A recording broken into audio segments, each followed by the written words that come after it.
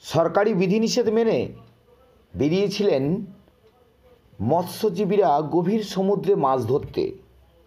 তবে মাছ ধরে ফিরে এলেন কাকদ্বীপ মৎস্য বন্দরে। আমরা মৎস্যজীবীদের সঙ্গে কথা বলেছিলাম। তারা বললেন, হরজাই মাছ পেয়েছি ঠিকই, কিন্তু ইলিশের দেখা মিলছে না। যদি বৃষ্টি হয় তাহলে হয়তো ইলিশ হতে পারে, তবে যা মাছ পেয়েছি তাতে করে আমাদের খরচা পোষাবে না, এমনই কথা জানালেন মৎস্যজীবীরা। মাছ ওই 80 ক্যারেটের মতো।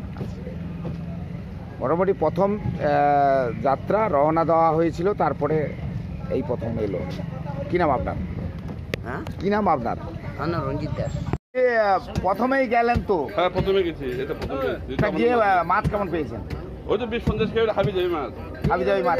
ইলিশ পেয়েছেন? ইলিশ নেই, ইলিশ নেই, ইলিশ নেই, ইলিশ নেই। খরচা পোষাবে তো? খরচা এবার পাইকারির উপর নির্ভর করে। যদি 50 টাকার মাছ যদি 10 টাকা দেয় পৌঁছাবে না।